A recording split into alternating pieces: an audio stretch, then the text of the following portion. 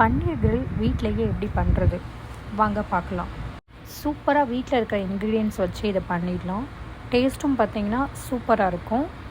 So marination process கொஞ்சம் நான் olive oil எடுத்திருக்கேன். நீங்கள் எந்த எண்ணெய் வேணால் எடுத்துக்கலாம். ஒரு 3 ஸ்பூன் பார்த்திங்கன்னா ஆயில் எடுத்துக்கோங்க. 1 spoon ginger garlic paste, 1.5 spoon chili powder, and then half spoon turmeric powder, half spoon salt, 2 tablespoon curd. நல்லா கெட்டியான curd இருந்தால் நல்லது. ஸோ நெக்ஸ்ட்டு கஸ்தூரி மேத்தி இந்த மாதிரி க்ரஷ் பண்ணி ஆட் பண்ணிக்கோங்க. இது ஆப்ஷனல் தான்.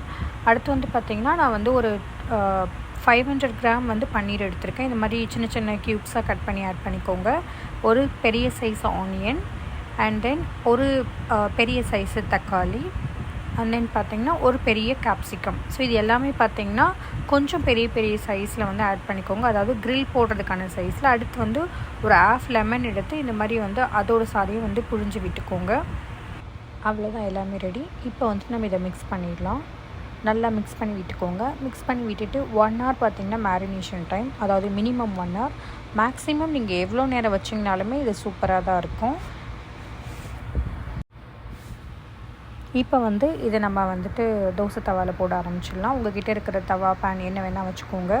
அதில் கொஞ்சமாக ஆயில் விட்டுட்டு நல்லா ஹீட் ஆனதுக்கப்புறம் மேரினேட் பண்ணி வச்சுருக்கிறத ஆட் பண்ணிடலாம். ஸோ இந்த மாதிரி கொஞ்சம் கொஞ்சமாக பக்கத்தில் கேப் விட்டு ஒன்றோடு ஒன்று ஒட்டாமல் இந்த மாதிரி எல்லாத்தையும் பேனில் அடிக்கிடுங்க.